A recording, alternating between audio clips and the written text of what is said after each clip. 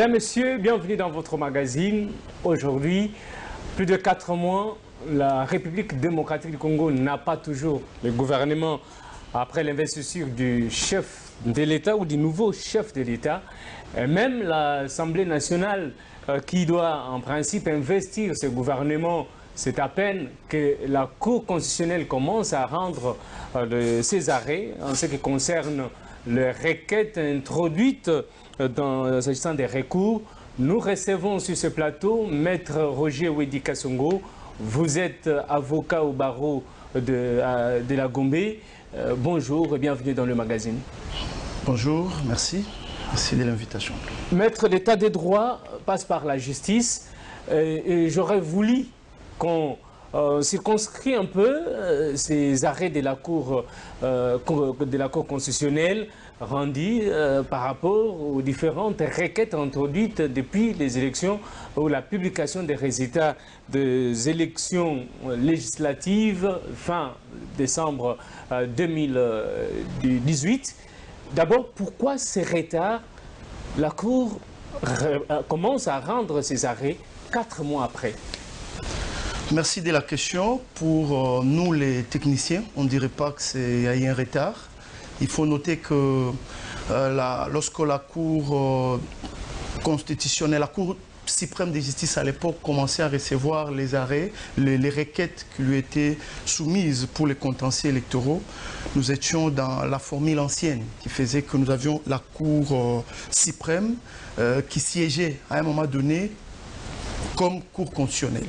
Et à ce moment-là, lorsque les contentieux électoraux étaient enclenchés, tous les juges de la Cour constitutionnelle pouvaient se concentrer sur cette matière. Aujourd'hui, avec l'éclatement et l'installation de la Cour constitutionnelle comme telle, le nombre limité de juges ne sait pas faire face aux nombreux recours qui sont introduits. Voilà ce qui justifie ces retards. Donc les plaidoyers seraient aussi de voir soit la loi être modifiée de manière à voir le nombre de juges être augmenté, soit de carrément allonger les temps. Au lieu de 4 mois, on ajoute, ça peut être 6 mois. Ce qui peut nous ramener à revoir également peut-être la Cour, disons, la loi électorale dans l'avenir. C'est une évidence devant laquelle nous nous trouvons aujourd'hui. On ne peut pas faire autrement. La RDC, c'est un grand pays.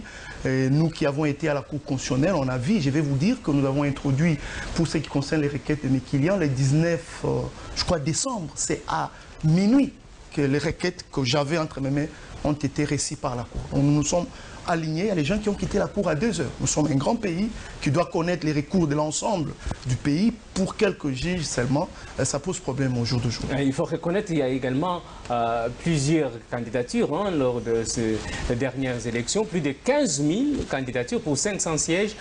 C'est un grand travail. Autant on a beaucoup de candidats, autant il faut s'attendre qu'il y aurait beaucoup de recours. C'est la réalité de notre pays à ce jour. Peut-on dire qu'on n'avait pas anticipé pour le nombre, par exemple, de cours de juges qui devaient réceptionner ces différentes requêtes? Oui, il faut reconnaître que la matière électorale, les contentieux n'est pas permanent. C'est aussi ça le problème. On ne peut pas aussi avoir un nombre pléthore de juges à la Cour constitutionnelle alors que nous avons des élections qu'après 5 ans.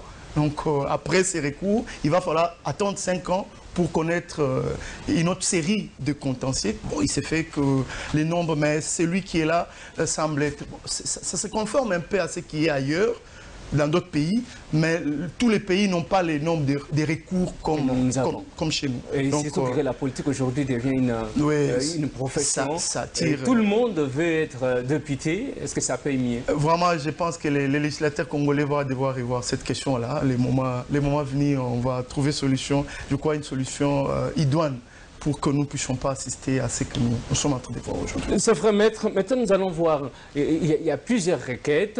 La Cour a rendu les arrêts, si je peux me permettre, catégorisés. Il y a plusieurs arrêts, notamment ce qui concerne les désistements.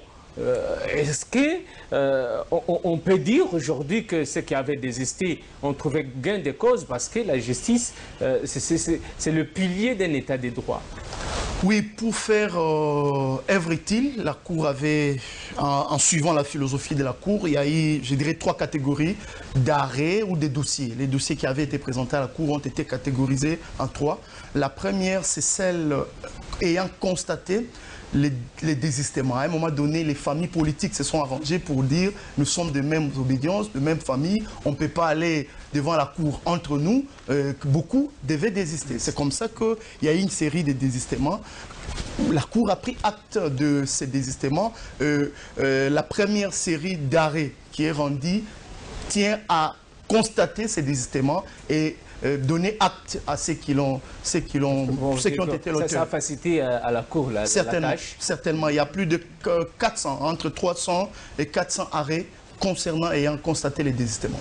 Donc c'est une tâche de moins pour la Cour. La deuxième catégorie, c'est celle qui était jugée irrécevable. Oui, la deuxième catégorie, c'est celle des requérants qui n'ont pas eu assez d'éléments de preuve ou qui n'en ont carrément pas eu. Vous avez vu la manière dont les élections ont été organisées. Il s'est fait dans certains coins. Le PV ayant constaté les résultats dans les différents bureaux de vote n'ont pas été donnés aux témoins des partis politiques, y compris la compilation, qui est une exigence légale. Il devait y avoir des centres de compilation qui afficheraient des résultats jusqu'à ce jour. Je vais vous dire en passant qu'ici, j'interviens comme avocat, mais j'ai été candidat à Lemba. J'ai été déclaré n'avoir pas été élu, mais jusqu'à présent, je ne suis pas au courant pour savoir avec combien de voix mes électeurs de Lemba m'ont élu. Mais par après, je n'ai pas été déclaré. Donc, à ce jour, je ne sais pas dire combien de voix. Alors, dans ces contextes-là, comment la Cour, le juge, ça n'est pris pour s'en sortir? Parce qu'il n'y a pas, selon vous, on vous entend dire, il n'y avait pas de PV. Or, en matière de contentieux électoraux, c'est plus le PV.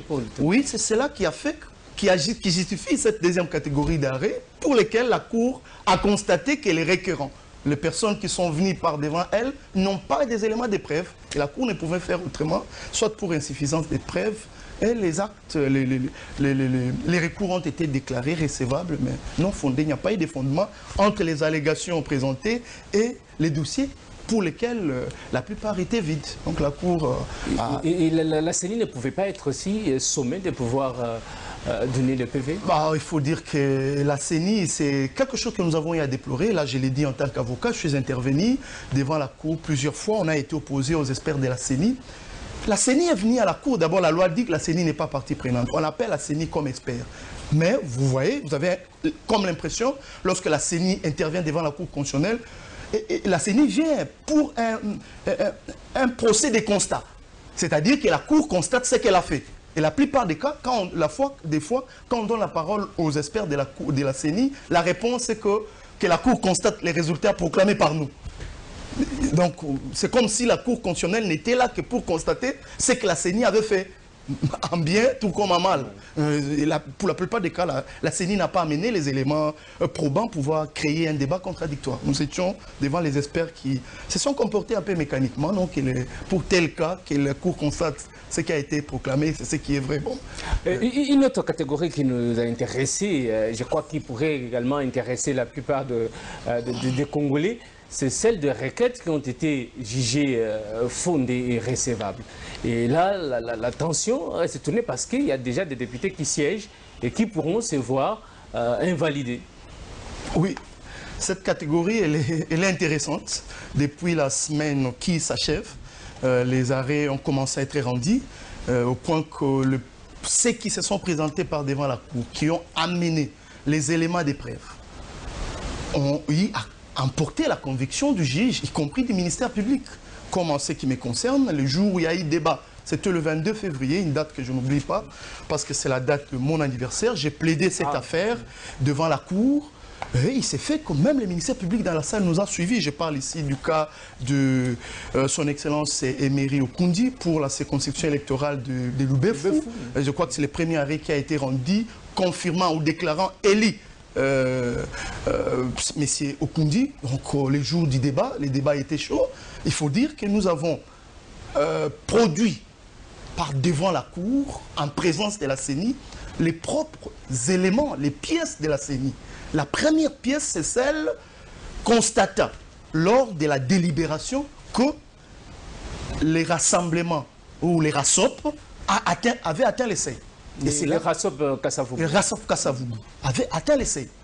Ça, c'est un document que nous avons obtenu de la part de la CENI. Et lorsque nous étions au débat, nous avons produit ces documents et la CENI était en difficulté de produire un autre document. J'ai suivi certains commentaires sur certains médias, mais écoutez, ici c'est question de prouver. C'est comme ça que nous avons parlé de la première catégorie d'arrêt pour ceux qui n'avaient pas de preuves. La Cour a constaté qu'il y avait soit absence de preuves, soit insuffisante de preuves. On a déclaré leur cause irrécevable et non fondée. Mais pour ceux qui avaient des preuves, je disais les premiers documents. Le deuxième document, c'est celui ayant traité les cas de Loubefou. Il faut dire qu'en matière électorale, il y a la différence en termes d'analyse entre la circonscription à plusieurs sièges, comme ici à Kinshasa, Lukunga, Tchangwaï, 17, droit à 17 députés. Mais pour Loubefou, c'est un seul siège. Et dans la logique des proportionnels, la logique de celui qui a plus de voix, il s'est fait sur les documents produits par nous à la CENI, à la Cour. Messieurs Emery Okundi, candidat aligné par les RASOP, a eu 25 000, je crois, 237 voix. Celui qui venait après était autour de 20 000 ou 21 000. C'est avec ces débats, avec ces éléments que nous avons eu à débattre au devant de la Cour. Et au regard de la loi électorale, déjà ayant atteint les seuils, ayant obtenu plus de voix dans une circonscription à siège unique, il n'est resté qu'à dire les droits. Et c'est comme ça que nous avons dit, cette façon de faire les choses peut consolider la paix et la démocratie dans notre pays. Justement, c'est vrai, maître, mais pensez-vous, je ne voudrais pas entrer dans des considérations politiques ou politiciennes, pourquoi la CENI n'aurait pas disons, publié vainqueur votre client Emery Okundi, qui aurait, selon vous, et aujourd'hui je peux l'affirmer, qui aurait gagné parce que la Cour a rendu son arrêt. Oui, merci de terminer par qui aurait, vous parlez au conditionnel, mais ici, là, je suis pas devant vous comme avocat, entre mes mains, l'arrêt de la Cour constitutionnelle. Je rappelle et à vous et aux auditeurs que les arrêts de la Cour sont opposables à tous. À ce jour, il n'y a plus de débat. D'ailleurs, à l'époque, je ne pouvais plus venir. Je ne pouvais pas venir en tant qu'avocat parce que la Cour était encore en train de traiter. Aujourd'hui qu'il y a l'arrêt, tous nous nous inclinons devant la Cour.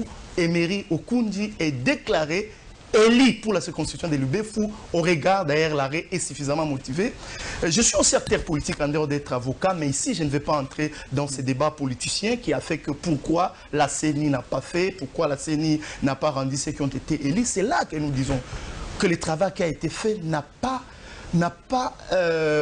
dans tous les cas, reflété ce qui devait être fait. C'est même au-delà, au nom de cela, que la loi législative a instauré la présence de la Cour constitutionnelle pour corriger les quelques erreurs qui pourraient arriver soit de bonnes ou de mauvaises foi par inadvertance ou par oubli. Et la Cour est là pour garantir. C'est là même que le contentieux électoral est appelé contentieux de la sérénité. C'est la Cour qui vient créer la sérénité. C'est la Cour qui vient créer la confiance lorsqu'elle a été brisée par les acteurs. La CENI, c'est un organe technique qui peut avoir oublié avec toute la nouvelle technologie, machine à voter. Est-ce que c'est à dessein? Est-ce que c'est par oubli, par inadvertance? Je refuse d'entrer sur le terrain politique. Je voulais ici rester avocat. Je constate qu'autour des éléments, des droits, entre autres les dispositions de l'article 118.5 de la loi électorale, Emery Okundi a été déclaré élu. Mais en passant, il faut dire que Emery Okundi a été élu en 2006. Sans qu'il y ait contestation. Emery Okundi pour Loubefou, il a été élu en 2011 sans qu'il y ait contestation. Donc, les déclarer élus par la Cour, c'est vraiment faire justice, mais aussi une forme de consolation pour toute la population de Loubefou qui se reconnaît. C'est vrai, j'avais dit les arrêts de la Cour sont opposables à tous, et ben, ça ne relève pas ici pour nous de faire quelques commentaires là-dessus. Mais voyons un peu. Ça ne devrait pas aussi se déclarer tacitement comme ça parce qu'on a été élu en 2011 ou en 2006. Nous connaissons beaucoup qui ont échoué. Et pourtant, ils étaient parmi les meilleurs élus de 2006 ou de 2011. Oui, vous avez raison, cher journaliste. Mais vous savez, c'est qu'il y a ce qu'on appelle, il y a même en matière infractionnelle, ce qu'on appelle la clameur publique, que les juges prennent en compte, ou les magistrats, l'organe poursuivant prend en compte. Il y a les gens qui ont une notoriété dans certains coins pour lesquels ça ne fait pas débat. Donc il y a des gens qui, par leur marche, parcours politique, ont fait preuve et ont eu des ancrages dans la population au point que quand on vous dit n'a pas été élu, parfois ça pose problème. Mais le jour où il y a eu ces débats-là à la cour, je ne sais pas vous dire combien de gens étaient là, la presse, cet engouement. Moi, je présenté les gens qui seraient venus des Sankourou pour suivre ces débats-là. Et bon, je me dis, moi personnellement, je n'ai jamais été à Loubefou, je ne connais pas exactement ce qui se passe, mais je note que depuis que cet arrêt a été rendu, j'ai eu des centaines d'appels des gens, bon, félicitations et consorts. Bref, c'est un métier qui a eu à faire des preuves, ce côté-là. Mais nous, ce n'est pas forcément au nom de cette notoriété que nous l'avons défendu. Nous avons fait notre travail comme avocats, ayant des éléments de preuve, étant en conformité avec la loi. Nous avions crié, à l'époque déjà en partant, avec l'avis du ministère public. Je vous informe que dans la salle, après les débats que nous avons eu, Cour, CENI et les avocats de M. Emery, le ministère public a donné son avis sur les bancs, disant que la requête était favorable, était recevable. Donc déjà les débats à son temps étaient au point de nous dire qu'ils pouvaient présager l'arrêt que nous avons au jour d'aujourd'hui. Justement, maître, je disais que la justice est le pilier, le socle même pour le développement de tout un pays. Et là, vous estimez que votre client est remis dans son droit le plus légitime. Mais faisons l'extension de tous ces arrêts. Il y a une certaine opinion qui pense que la plupart de ceux qui sont rétablis aujourd'hui ne sont que des membres ou des anciens membres du gouvernement.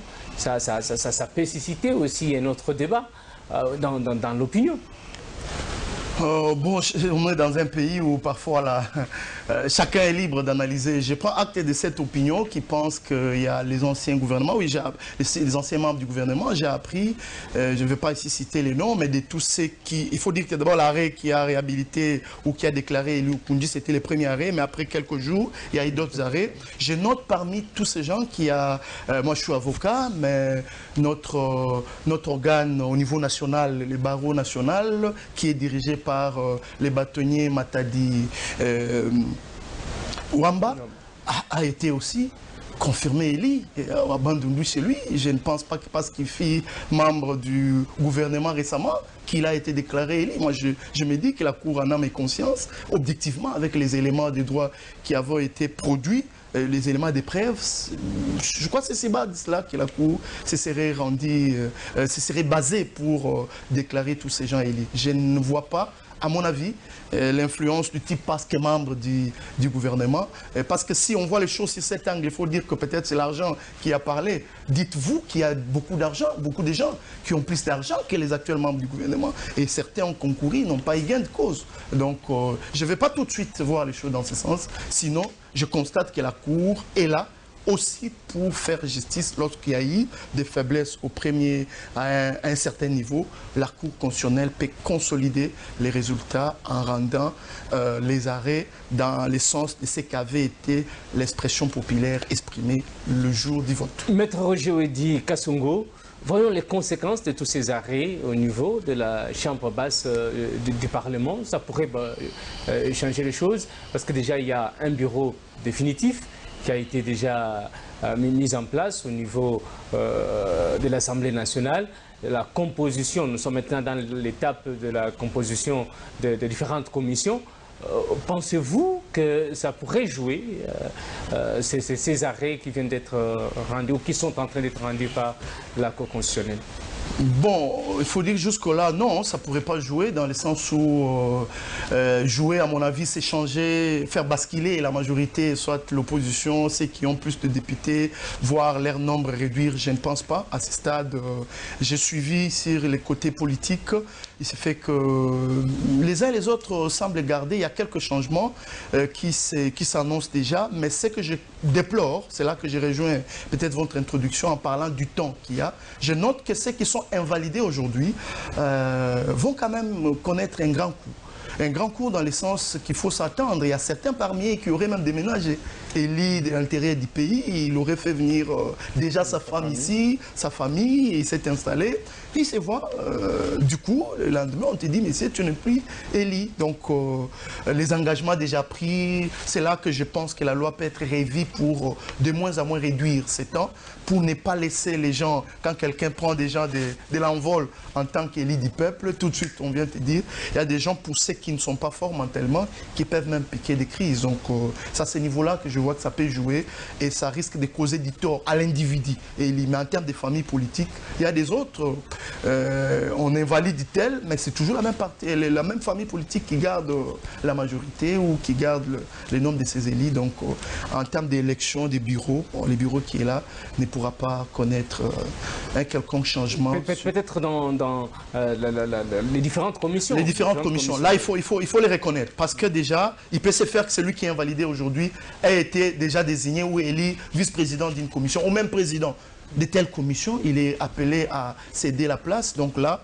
les quelques changements peuvent intervenir, c'est clair. Mais en grand chose, je me dis, il peut même se faire qu'un membre du bureau soit invalidé. Parce que à la Cour, il y a eu près de 1000 recours qui avaient été introduits. Il y a même des causes qui ont été enrôlées des fois. Je crois par la fatigue du greffe, les greffiers de la Cour, on a eu enrôlé même certaines affaires des fois. Donc en termes des affaires enrôlées, c'est un peu plus de 1000.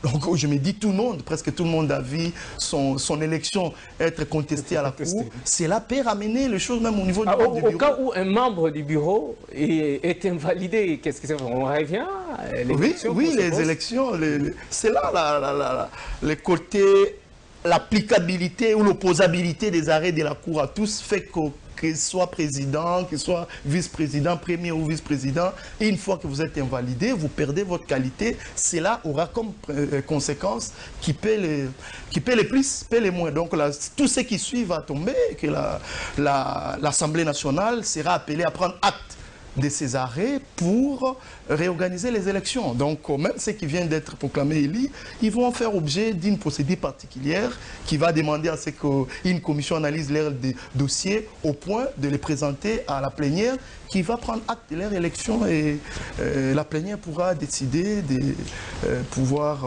prendre, je disais, prendre acte et les accepter comme membres de l'Assemblée nationale. Donc, certainement, il y aura des conséquences à certains niveaux. Donc, voilà, c'est ce qui prouve que la loi électorale a eu des failles. Et comme toute œuvre humaine, il va falloir qu'on ait des retouches, peut-être pour limiter non seulement le nombre de candidatures, mais aussi permettre à la Cour de faire son travail dans un temps record. Certainement, la loi électorale, vous l'avez dit, l'œuvre humaine a des failles. Je fais une analyse personnelle sur la problématique de SEI. Je me rends compte qu'au jour d'aujourd'hui, cette donne n'aide pas notre pays à faire asseoir les acquis démocratiques et à consolider la paix. L'essai, par exemple, c'est quelque chose qui doit être revu. J'irai même un peu plus loin en termes d'élections dans notre pays. Aujourd'hui, pour éviter tout ce que nous avons comme problème sur la scène politique congolaise, il va même falloir qu'on modifie la Constitution pour que nous revenions au détour. Ça pourra consolider d'ailleurs. Au deuxième tour, nous aurons un candidat dit de l'opposition, un candidat dit de la majorité. Je crois que les alliances que l'on vient chercher après, on peut déjà en amont les avoir pour éviter qu'il y ait des conflits comme une forme de la fragilité de la scène politique que nous avons aujourd'hui. Ce qui peut nous permettre également d'avoir un débat. Entre, oui, mais c'est naturel. Un pays comme le nôtre, plus de 80 millions, c'est quoi de plus normal qu'on ait un débat, que chacun présente son projet, son programme. On va nous éviter de connaître... voilà, aujourd'hui, nous faisons une forme de rétropédalage. Ce qu'on aurait dû éviter, que les autres ont déjà fait ailleurs, nous faisons marche arrière, ça nous rattrape, on entre dans le cycle des réclamations, des revendications, des contestations. À quel moment nous allons parler du débat économique, les débats d'infrastructures pour développer le pays comme ailleurs?